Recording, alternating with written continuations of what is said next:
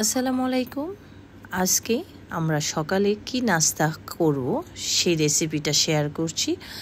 হেনা পরোটা তৈরি করছে আর আমি কলিজা ভুনা করব। তো কলিজা ভুনাটা করার জন্য চুলায় কড়াই বসিয়ে দিয়েছি। কড়াইটা গরম হওয়ার পর এখানে দিয়ে দিলাম দারচিনি কয়েক টুকরা, এলাচি কয়েক টুকরা 3-4টা, কয়েকটা লং এবং কয়েকটা গোলমরিচ। কিছু এলাচি, দারচিনি, গোলমরিচ, লং রেখে দিচ্ছি। রান্নার শেষের দিকে আমি ওগুলো দিব, এতে ঘ্রাণটা খুব সুন্দর আসে। তো যাই হোক, এটাকে একটু ভাজা করে নিয়ে এরপর এখানে দিয়ে দিচ্ছি পেঁয়াজ কুচি পরিমাণ মতো।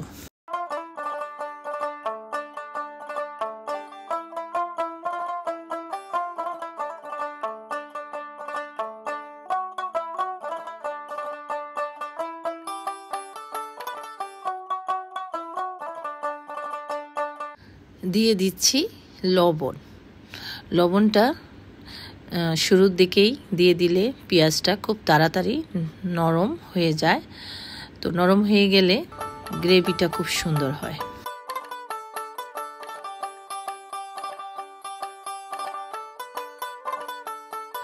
আর এদিকে হেনা ছোট মাছ রান্না করবে। আসলে এই কলিজা ভুনাটা আমি রাত্রেই করে রাখছি কাজের সুবিধার জন্য, কারণ সকালে আমার ঘুম থেকে উঠতে একদম লেট হয়ে যায়। আর হেনা তৈরি করবে পরোটা আর আমি তৈরি করব গুর্দা ভুনা। তো এই গুর্দা ভুনাটা হেনাই তৈরি করে, কিন্তু মাঝে মাঝে আমার খুব ইচ্ছা হয় আমার নিজের হাতে রান্নাটা আমার হাজব্যান্ডকে খাওয়াতে, আমার নিজেরও খেতে। তাই আজকে আমি ভাবলাম যে সকালে যেহেতু পরোটা এবং কলিজা ভুনা হবে নাস্তায়, তো আমি রাতেই কিন্তু এই কলিজা ভুনাটা করে রাখছি একদম কমপ্লিটলি। জাস্ট সকালবেলা হেনা তৈরি করবে পরোটা, তারপর গরম গরম খাবো। এতে সময়টা কম লাগবে, কারণ কোনোভাবেই আমি সকালে উঠতে পারি না। যাই হোক, এখানে হেনা রাতের জন্য ছোট মাছ রান্না করছে। এইভাবে হাতে মেখে রান্না করলে ভীষণ মজা হয়। তো এখানে ও আলু কুচি দিয়েছে, ধুন্দুল, তারপর কি বলে কহি বা শিরচন্দন, তারপর বেগুন, সব কিছুই দিয়েছে সামান্য সামান্য। তারপরে পেঁয়াজ কুচি, কাঁচামরিচ ফালি করে দিয়েছে। প্রথমে ও সবজিগুলোকে খুব সুন্দর করে মাখিয়ে নিয়েছিল, তারপর মাছগুলো দিয়ে খুব সুন্দর করে দেখুন দিয়ে দিল। তেলও দিয়ে দিয়েছে কিন্তু এখন এখানে একটু হাত ধোয়া পানি দিবে। পানিটা দেওয়ার পর চুলায় দিয়ে দিচ্ছে।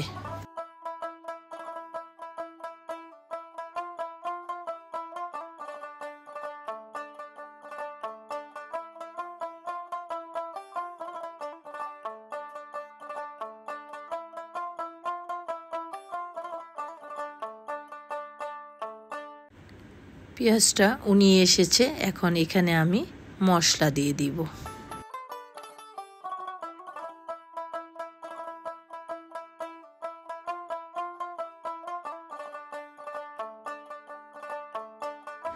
দিয়ে দিচ্ছি রসুন বাটা 2 চা চামচ। এরপর দিয়ে দিলাম আদা বাটা 2 চা চামচ। এরপর আদা রসুনের পেস্টটাকে একটু ভেজে নিব। সুন্দর একটা ফ্লেভার আসার পর হলুদ মরিচের গুঁড়ো দিয়ে দিব।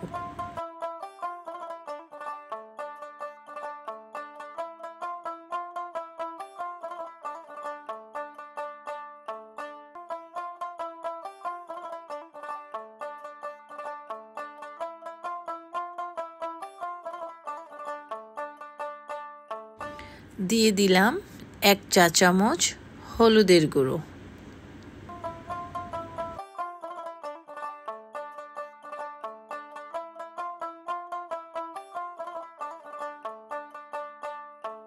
দিয়ে দিলাম মরিচের গুঁড়ো 1 চা চামচ, ধনিয়ার গুঁড়ো 1/2 চা চামচ এবং দিয়ে দিচ্ছি জিরা গুঁড়ো 1 চা চামচ। জিরাটা কলিজায় একটু বেশি দিতে হয়। কলিজা বা গুর্দা ভুনা, গরুর মাংস, এতে জিরাটা কিন্তু একটু বেশিই দিতে হয়।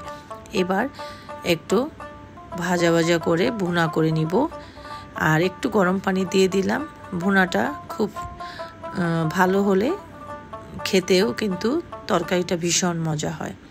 তো মশলাটাকে খুব ভালোভাবে কষিয়ে নিচ্ছি।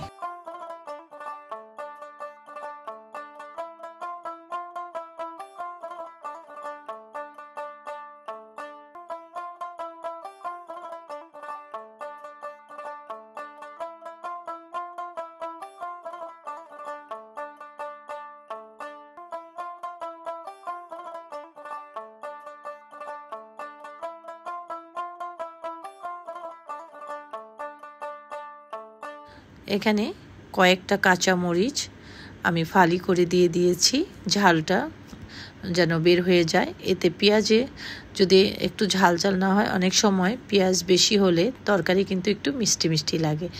আর কাঁচামরিচটা যদি আগেই ফালি করে দেওয়া হয় তাহলে কিন্তু তরকারির গ্রেভিটা একটু মিষ্টি মিষ্টি হয় না, তো একটু ঝালঝালি হবে। তো এখন একটু পানিও দিয়ে দিলাম।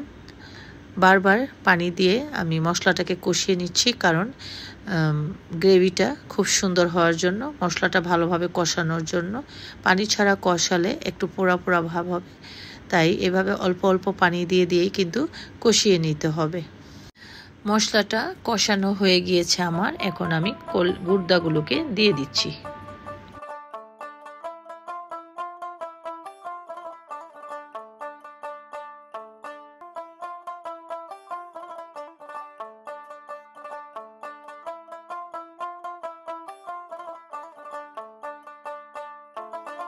এখন গুর্দাগুলোকে ঢেকে দিলাম। গুর্দা থেকে পানি উঠে আসবে এবং আস্তে আস্তে এটা সেদ্ধ হবে।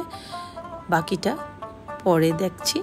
আর এদিকে দেখলাম হেনা কিভাবে ছোট মাছটা রান্না করছে, কি অবস্থা দেখুন। তরকারি থেকে ভীষণ সুন্দর একটা মজার ঘ্রাণ বের হয়ে আসছে। সবজি এবং ছোট মাছ এইভাবে রান্না করলে ভীষণ মজা হয়। হাতে মাখা সবজি দিয়ে গুঁড়া মাছ ভীষণ মজা। আর এদিকে ঘুরে আসলাম আমার গুর্দা ভুনাটা, দেখছি কি অবস্থা। দেখুন কি সুন্দর হয়েছে, এবং মাংস থেকে মানে কলিজা গুর্দা থেকে কিন্তু পানিও উঠে এসেছে। তো আমি আরেকটু কষিয়ে নিব। আরেকটু কষানোর পর এখানে আমি পানি দিয়ে দিব। আর তার আগে এখানে আমি কয়েক টুকরা আলু দিয়ে দিচ্ছি। এগুলো নতুন আলু, কারণ আমি গুর্দাটা 20 মিনিট কষিয়ে নিয়েছি, তারপর সাথে আলু দিয়ে দিলাম। কারণ দেশি আলু কিন্তু একটু শক্ত হয়, আর তাই একটু সাথে কষিয়ে নিচ্ছি। কিছুক্ষণ ঢেকে রাখার পর আবার 10 মিনিট আমি কষিয়ে নিব, তারপর এখানে পানি দিয়ে দিব। আর আমার মনে হচ্ছে কালারটা দেখে একটু পাঞ্চে পাঞ্চে, তাই আমি আরেকটু মরিচের গুঁড়ো দিয়ে দিলাম। শুরুর দিকে দিলে হয় কি, অনেক সময় তরকারির কালারটা কালো হয়ে যায়, তাই মরিচের গুঁড়োটা আমি সব সময় দুবার ব্যবহার করি। প্রথমের দিকে একটু কম দিই, তারপরে শেষের দিকে যেয়ে আবার আমি আরেকটু দিই। কারণ কষানোতে বেশি বেশি করে কষালে লাল মরিচের গুঁড়োটা তখন তরকারির কালারটা একদম ডিপ হয়ে যায়। আর এদিকে আমি আরেকটু তেল দিয়ে দিলাম, কারণ তেলটা কলিজা বা গুর্দা ভুনাতে কিন্তু তেলটা একটু বেশি লাগে। কারণ আমি যখন এই কলিজা গুর্দা রেডি করে নিয়েছি তখন কিন্তু মাংসের কোনো তেল চর্বি রাখিনি কলিজার সাথে বা গুর্দার সাথে, তাই তেলটা একটু বেশি দিতে হবে। আর বলেছিলাম শুরুর দিকে আমি প্রথম হাফ রান্না হয়ে গেলে পরে শেষের দিকে আমি দারচিনি, এলাচি, লং, গোলমরিচ দিয়ে দিই, সেটাই দিয়ে দিচ্ছি এখন। এতে ফ্লেভারটা খুব সুন্দর আছে। আর এলাচিগুলোকে থেতো করে দিব, তাই হেনার কাছে দিয়ে দিলাম। ছেঁচনির সাহায্যে ওগুলোকে থেতো করে এখন দিয়ে দেওয়া হবে। আর এখন আমি এখানে একবারে ঝোল দিয়ে দিচ্ছি, আর পানি দিব না। এখানে প্রায় 1 কাপ পরিমাণ পানি, গরম পানি দিলাম।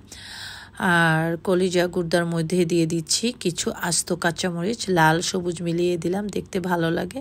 আর লাল কাঁচামরিচটা খেতেও একটু ঝাল ঝাল লাগে, ভালোই লাগে। ঢেকে দিলাম। আর এদিকে দেখছি তরকারিটা কেমন হয়েছে, খুব সুন্দর হয়েছে। দেখুন পানিটা শুকিয়ে এসেছে, একটু চচ্চড়ি টাইপের হয়েছে। আর এটাকে ধনিয়া পাতা দিয়ে নামিয়ে ফেলা হবে। আর এদিকে আবার ঘুরে আসছি, দেখলাম গুর্দা ভুনাটা কেমন হলো। দেখুন কি সুন্দর হয়েছে, তরকারিটা কিন্তু হয়ে গিয়েছে। এখন আমি এটাকে নামিয়ে ফেলবো এবং ঠান্ডা করে ফ্রিজে তুলে রাখবো। আগামীকাল সকালের জন্য। লবণ চেখে দেখলাম সব ঠিক আছে আলহামদুলিল্লাহ। আর এখানে ধনিয়া পাতা, আর এখানে ধনিয়া পাতাও দেওয়া হয়ে গেছে, ডাল রান্না হয়েছে, আর ওইদিকে শুকনা মরিচ তেলে রাখা হয়েছে। আর এখানে মাছ 2 টুকরা, কাতলা মাছের পিস মশলা দিয়ে হলুদ মরিচ ধনিয়া গুঁড়ো আদা রসুন পেস্ট দিয়ে মাখিয়ে রাখা হয়েছিল। এখন এটাকে খাওয়ার জন্য একটু গরম গরম ভেজে নিব।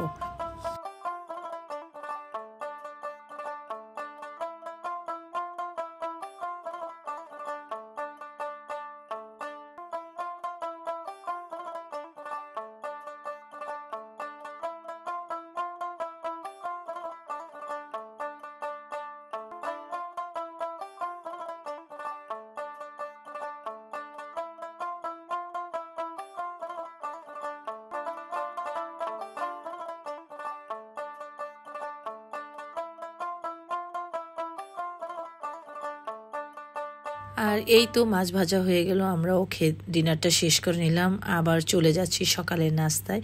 একটু হালকা দেখিয়ে দিচ্ছি আমাদের নাস্তাটা কেমন ছিল। দেখুন পরোটাও ভাজা হয়ে গেল, গুর্দা ভুনাটাও কি সুন্দর হয়েছে। আমরা খুব সুন্দর করে ব্রেকফাস্ট করে নিয়েছিলাম, খুব মজা হয়েছে আসলেই সত্যি।